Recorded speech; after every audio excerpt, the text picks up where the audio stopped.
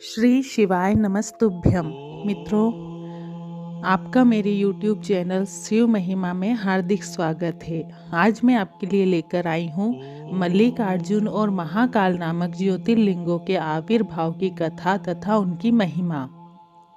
आपको ये कथा पसंद आए तो मेरे चैनल को प्लीज़ लाइक एंड सब्सक्राइब जरूर करें। मल्लिकार्जुन भगवान आपकी मनोकामना जरूर पूरी करेंगे। कथा इस प्रकार है।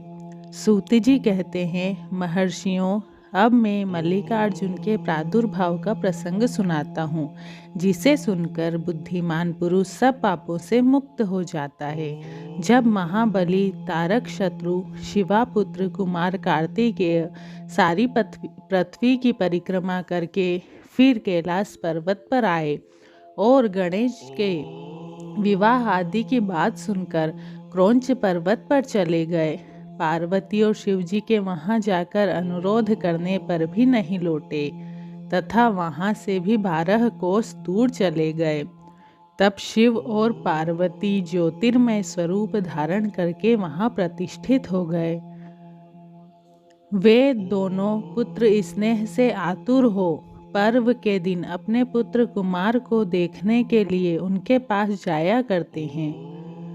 अमावस्या के दिन भगवान शंकर स्वयं वहां जाते हैं और पौर्णमासी के दिन पार्वती जी निश्चय ही वहां पदार्पण करती हैं।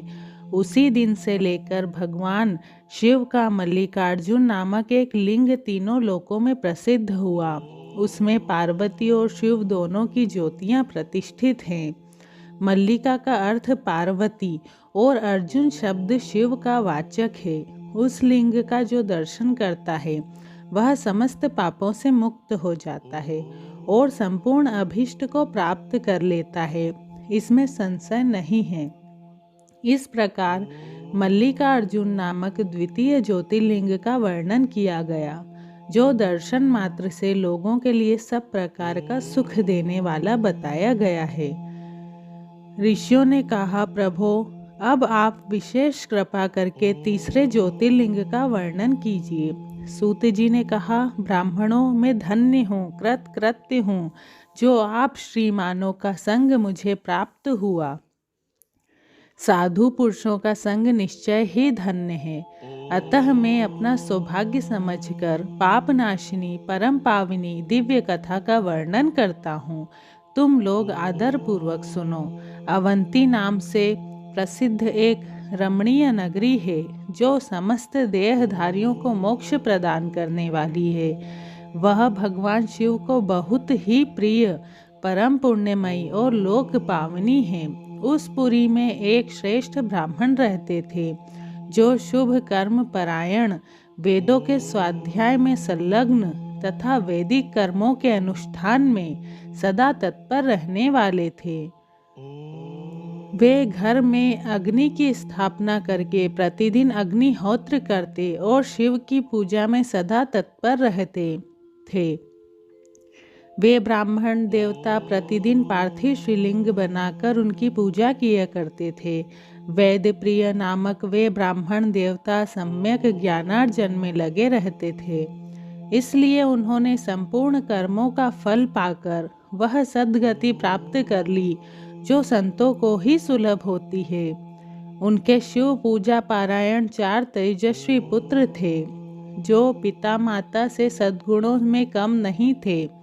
उनके नाम थे देवप्रिय, प्रियमेधा, सुकृत और सुव्रत। उनके सुखदायक गुण वहाँ सदा बढ़ने लगे। उनके कारण अवंती नगरी ब्रह्म तेज से परिपूर्ण हो गई थी। उसी समय रत्नमाल पर्वत पर दूषण नामक एक धर्मद्वेषी असुर ने ब्रह्मा जी से वर पाकर वैद धर्म तथा धर्मात्माओं पर आक्रमण किया। अंत में उसने सेना लेकर अवंती उज्जैन के ब्राह्मणों पर भी चढ़ाई कर दी। उसकी आज्ञा से 4 भयानक दैत्य चारों दिशाओं में प्रलयाग्नि के समान प्रकट हो गए, परंतु वे शिव विश्वासी ब्राह्मण बंधु उनसे डरे नहीं। जब नगर के ब्राह्मण बहुत घबरा गए, तब उन्होंने उनको आश्वासन देते हुए कहा, आप लोग भक्त वत्सल भगवान शंकर पर भरोसा रखें। यो कह शिवलिंग का पूजन करके वे भगवान शिव का ध्यान करने लगे। इतने में ही सेना सहित दूषण ने आकर उन ब्राह्मणों को देखा और कहा, इन्हें मार डालो, बांध लो। वैद्य प्रिय के पुत्र उन ब्राह्मणों ने उस समय उस दैत्य की कही हुई बात नहीं सुनी, क्योंकि वे भगवान शंभु के ध्यान मार्ग में स्थित थे। उस दुष्टात्मा दैत्य ने जो ही उन ब्राह्मणों को मारने की इच्छा की, त्यों ही उनके द्वारा पूजित पार्थिव शिवलिंग के स्थान में बड़ी भारी आवाज के साथ एक गड्ढा प्रकट हो गया। उस गड्ढे से तत्काल विकट रूपधारी भगवान शिव प्रकट हो गए, जो भगवान महाकाल के नाम से विख्यात हुए।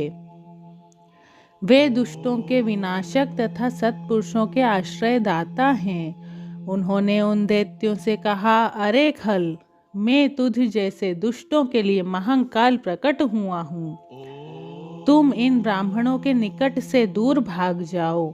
ऐसा कहकर महाकाल शंकर ने सेना सहित दूषण को अपने हुंकार मात्र से तत्काल भस्म कर दिया। कुछ सेना उनके द्वारा मारी गई और कुछ भाग खड़ी हुई। परमात्मा शिव ने दूषण का वध कर डाला।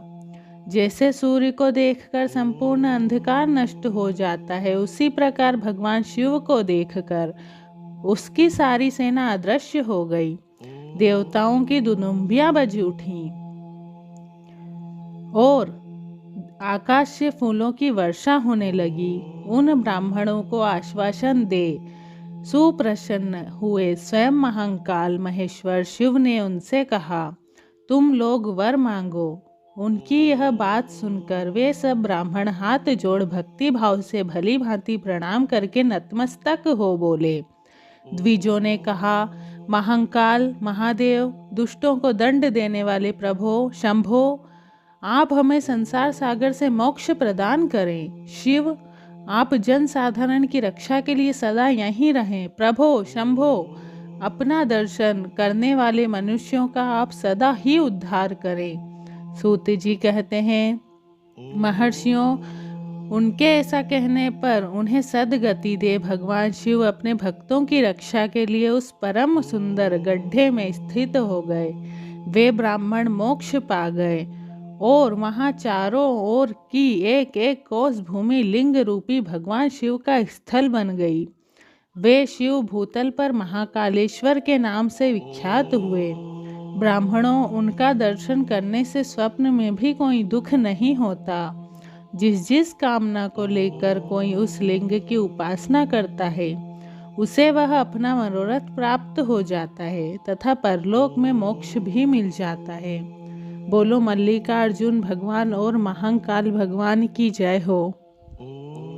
आपको कथा पसंद आई हो मित्रों, तो मेरे चैनल को लाइक एंड सब्सक्राइब जरूर करें। जय बाबा भोलेनाथ, आपकी मनोकामनाएं जरूर पूरी हो। धन्यवाद।